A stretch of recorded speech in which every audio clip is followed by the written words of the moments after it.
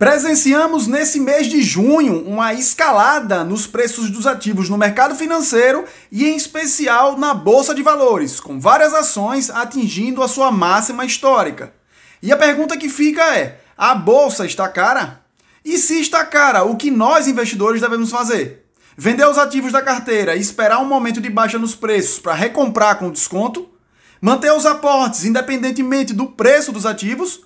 Ou adequar nossa estratégia buscando algum equilíbrio?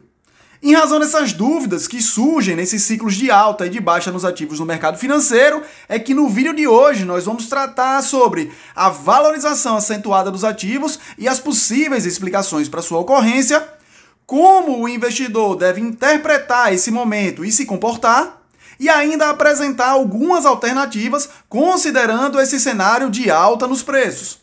E antes de iniciar, eu dou as boas-vindas a mais um vídeo do Rota do Dividendo. Para você que ainda não conhece o canal, assista ao vídeo até o final e caso ele te ajude de alguma forma, considere se inscrever, deixar seu like e compartilhar para que esse vídeo alcance a mais pessoas.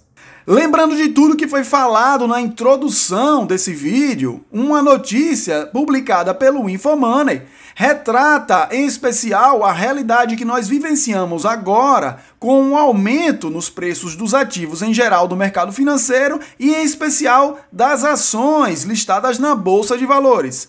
Diz o título que 18 ações atingiram suas máximas históricas no mês de junho e concede um destaque especial para o setor elétrico. E como motivos para explicar essas altas no mês de junho, a matéria diz que a melhora no cenário macroeconômico, a busca por ativos descontados e o leilão de transmissão, aí já direcionando para o setor de energia, são alguns dos pontos apontados como explicações para essas altas. A matéria destaca no início do seu texto que alguns papéis agora já operam acima ou ao menos próximos das suas máximas históricas e dão destaque principalmente para o setor de energia elétrica. Aqui vem uma lista completa dos 18 ativos, no caso ações da Bolsa de Valores, que operam próximos ou acima das suas máximas históricas. Temos empresas como a Copasa, a Energias do Brasil, que está em processo de fechamento do seu capital e o valor ofertado por cada ação é superior ao que está sendo cotado agora. Então, obviamente que após essa notícia houve uma valorização muito grande desse papel. A Engie Brasil operando aí já acima dos R$45, a Leve acima também dos R$45, Petrobras com uma grande valorização, o Banco do Brasil já ultrapassando as expectativas com uma valorização acima dos R$50, e outros papéis da energia, como o Alupar, Cemig, Equatorial, enfim, que atuam nos mais diversos subsetores, como distribuição, transmissão e geração de energia elétrica. Já em relação aos ativos em geral, a matéria reputa a queda no índice de inflação corrente como um dos motivos para essa alta ou boa expectativa do mercado. E também a questão fiscal, menos negativa do que era esperado pelo mercado. Já para o setor elétrico, ele aponta alguns fatores também diferentes, como a possibilidade de redução da inadimplência por setor, principalmente para as empresas do setor elétrico que atuam no subsetor de distribuição, e também o grande leilão no setor elétrico da parte de transmissão que ocorrerá no dia 30 de junho.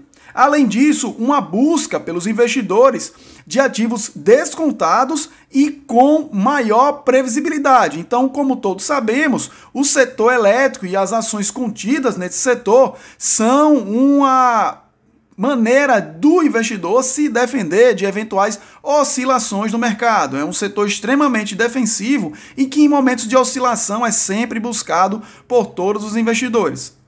E é claro que além desses fatores citados na matéria do Infomoney, temos ainda outras questões que influenciaram decisivamente para essa escalada nos preços dos ativos no mercado financeiro. O primeiro deles, aí, o aumento no fluxo de investimento estrangeiro na Bolsa de Valores. Aí no mês de junho nós temos dados que indicam um aumento substancial da entrada de capital estrangeiro na B3. Note que aqui temos quase 2 bilhões de reais, aqui pouco mais de 1 bilhão e 600 milhões de reais. No dia 13 também esse mesmo valor, quase 1 bilhão e 700 milhões, aqui quase 800 milhões. Enfim, no mês de junho foi um mês com um fluxo muito grande de investimento estrangeiro na Bolsa de Valores. E mesmo ao final do mês de junho, esse fluxo diminuiu muito pouco, com um retorno nos investimentos ao final do mês de junho. Então, claro que essa entrada e compra, participação do estrangeiro na Bolsa de Valores contribui decisivamente para o aumento nos preços dos ativos. E não só isso, temos aqui no site da Anbima uma representação da expectativa em relação à curva de juros. Note que essa curva está em trajetória descendente, então demonstra uma expectativa de que no médio e longo prazo a taxa Selic, ou taxa de juros básica da economia, vai apresentar um ciclo de queda. Então isso já traz uma expectativa positiva para o mercado financeiro, com eventuais reflexos positivos para as empresas e para a economia como um todo. E também temos aqui uma representação da expectativa do mercado refletida através do Boletim Focus, publicado mensalmente pelo Banco Central, com as expectativas dos agentes que participam ativamente do mercado financeiro sobre vários indicadores, inclusive sobre a própria taxa de juros ou a Selic. Nós temos aqui para 2023, atualmente, uma expectativa de taxa Selic terminando com 12,25%, representando aí uma redução maior do que 1% já para esse ano de 2023.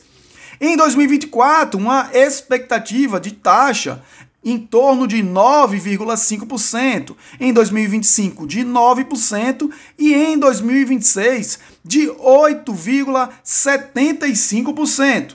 Então temos aí diversos fatores que contribuiriam para um aumento do crédito com a diminuição do custo de acesso a esse crédito, o que possibilitaria um aumento na atividade financeira e econômica do país, com a redução do custo da dívida das famílias e também das empresas, apresentando aí um cenário mais favorável economicamente para o país, o que reflete automaticamente no mercado financeiro.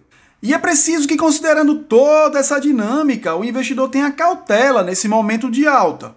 O investidor precisa definir uma estratégia para entender como se comportar em momentos de oscilação. Isso já vai ficar mais claro.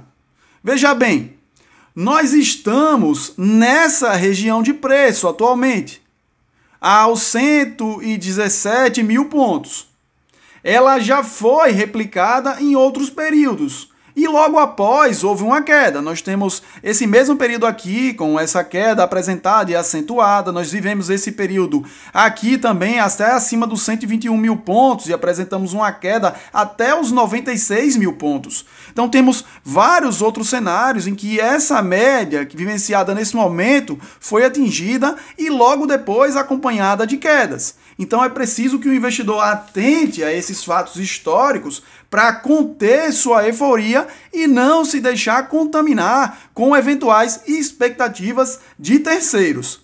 Então, se você, como investidor, não aportou nesses momentos de baixa, repense a sua postura como investidor. Agora que estamos em um momento de alta, você se sente confortável em comprar compulsivamente, empolgado com a escalada nos valores dos ativos? Não se faz isso no longo prazo. O investidor de valor, ele acelera seus aportes no ciclo de baixa e reduz em momentos de euforia, se tornando muito mais criterioso para investir. Mas isso significa que o Ibovespa está caro? Não. Ele segue sendo negociado, como nós podemos ver aqui, a uma relação de preço sobre o lucro de 5,54 vezes, portanto, abaixo da sua média histórica de 10 vezes o preço sobre o lucro. Nós já tivemos, por exemplo, aqui nesse período, um PL de 25 vezes com o Ibovespa a 100 mil pontos em setembro de 2020. Então, considerando esse histórico da mais alto preço sobre o lucro e o valor atual do Ibovespa, nós temos aí uma impressão de que o Ibovespa ainda não atingiu um patamar nem perto da sua média histórica. E o principal é que, enquanto o Ibovespa não superar essa resistência de 130 mil pontos, o seu topo histórico, com consistência, não presenciaremos um ciclo de alta duradouro. E essa ruptura dos 130 mil pontos deve se dar por meses, aliada ao início de um ciclo de redução da taxa de juros, e claro que essa redução deve se dar de forma concreta e não uma mera expectativa dos agentes de mercado, de uma inflação que se mostre controlada, somada a uma expansão nos indicadores de produto interno bruto e a demonstração fática de compromisso do governo com o equilíbrio fiscal. Então, nada novo. A macroeconomia e a política influenciando o mercado financeiro e pautando as decisões dos seus agentes. Esse seria o cenário ideal. Apenas a redução da taxa Selic não trará um ciclo de alta sustentável, até porque, diferente do período anterior, não haverá uma queda, como nós já vimos aqui na representação dos agentes de mercado no Boletim Focus, drástica na taxa de juros, podendo fechar 2023, caso confirmada essa projeção do Focus, com 12,25%, como mostrado. Então, o Brasil não vai se tornar uma maravilha do dia para a noite e o cenário econômico vai se manter o mesmo por mais algum tempo. Essa análise pode estar errada? É claro que sim. Mas ela se baseou no histórico de momentos semelhantes ao que vivemos agora e no entendimento básico sobre os ciclos econômicos. Por isso, com base nos fatos e dados, as probabilidades jogam a favor de uma estabilização e não ruptura da resistência de 130 mil pontos. E apesar de não ser uma recomendação de investimento, eu prefiro continuar aportando com cautela e com muito critério. Bom, e finalmente, considerando todo esse cenário de alta nos preços dos ativos, qual deve ser o comportamento do investidor e quais as conclusões que nós chegamos a partir da análise de todos esses dados? Bem, o primeiro de tudo é não esquecer, como dito no início do vídeo, de que é preciso que você, como investidor, tenha uma estratégia clara e bem definida. Como você vai chegar, onde você quer chegar, qual é o caminho que você vai percorrer para alcançar seus objetivos. Tranquilo? Depois disso, a segurança como investidor vai surgir, porque em momentos como esse, de oscilações, tanto para alta quanto para queda nos preços dos ativos, você vai saber se comportar de forma adequada, considerando que você sabe o que você quer e já se preparou previamente para cada um desses cenários. A outra coisa é não ficar ancorado em relação ao preço médio de compra de cada um dos seus ativos. O preço médio vai servir apenas para dar a você, como investidor, uma ideia de qual foi o custo para aquisição e para a montagem daquela posição em determinado ativo e também para a eventual declaração no imposto de renda. É preciso, como mais importante, que você observe a definição do seu preço teto para aquisição em cada um dos ativos que compõem a sua carteira e até para aquelas oportunidades que você vem monitorando e que ainda não integram o seu portfólio. O preço teto vai dizer para você, através de métodos de valuation, quanto, na sua concepção, aquele ativo deve valer no máximo, qual o preço máximo que você deve pagar por aquele ativo. E também outras questões que você deve considerar quando fizer a fixação do preço médio, como, por exemplo, se você demanda recebimento de proventos daquele ativo através de dividendos ou juros sobre capital próprio, qual é o preço máximo que você deve pagar para, por exemplo, receber 6%, 8%, 10% ao ano de dividendos daquela determinada empresa. Então, a partir dessas definições, você tem pelo menos aí 4 possibilidades que nós vamos tratar a partir de agora.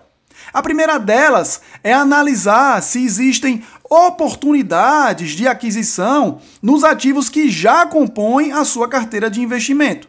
Fazer um pente fino, uma análise por cada ativo para entender se há ainda margem, considerando também o seu preço teto em cada um deles, para reforço da posição nesses ativos.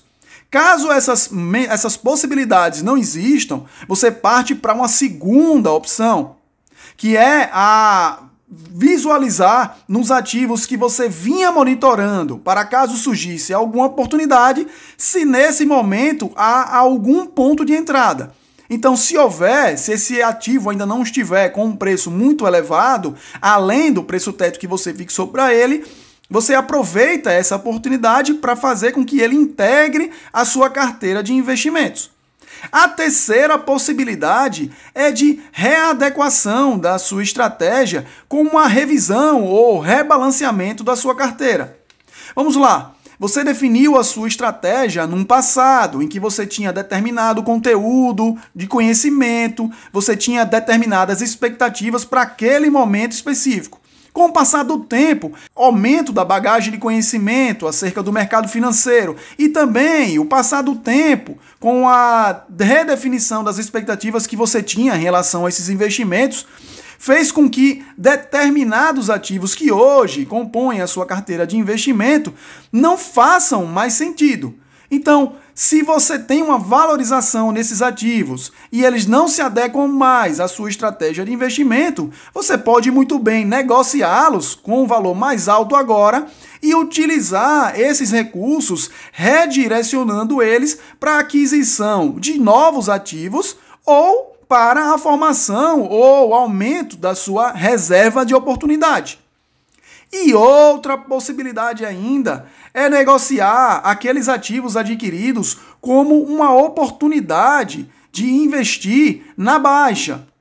E se eles têm já um preço-alvo definido de venda, alcançado esse preço-alvo, você realiza aquilo que você tinha se proposto no início dessa estratégia de aproveitar a oportunidade e realoca esses ativos em outros que já compõem a sua carteira ou em outras oportunidades que você vislumbrar, ou até também reforça a sua reserva de oportunidade.